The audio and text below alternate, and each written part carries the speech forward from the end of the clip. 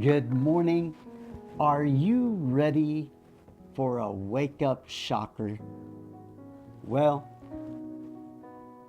this morning's devotional comes out of Mark chapter 7, verse 13, and it says, making the word of God of no effect through your tradition which you have handed down, and many such things you do. The question is, how can we make the Word of God of non-effect? In other words, this Word is so powerful, it divides between spirit and soul. And this Word changes us in our soul, man. It changes our mind and our thinking and our allegiance and who we're allegiant to. This Word is powerful. But there's one thing that will make it of non-effect, according to Jesus' own words, and that is through your tradition. If you go back earlier, he says in verse 7, in vain they worship me, teaching as doctrines the commandments of men. For laying aside the commandment of God, you hold the tradition of men, the washing of pitchers and cups, and many other such things you do.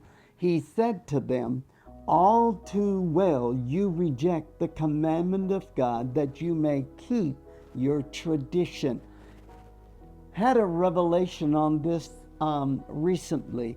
The man at the pool of Bethesda, I want you to think about it. For 38 years he laid there, and Jesus comes along, and the word to him was, take up your bed and walk.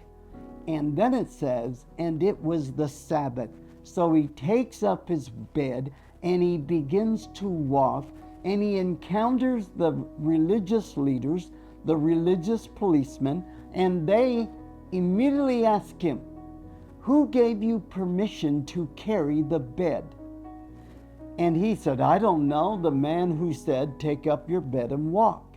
The word of God on the Sabbath was take up your bed. But the tradition of man on the Sabbath, it's unlawful to carry your bed. So guess what? Had he argued with Jesus in his mind, or said, well, I'm not allowed to carry my bed, guess what? That word of the tradition would have been above the word of God, the word that said, take up your bed and walk.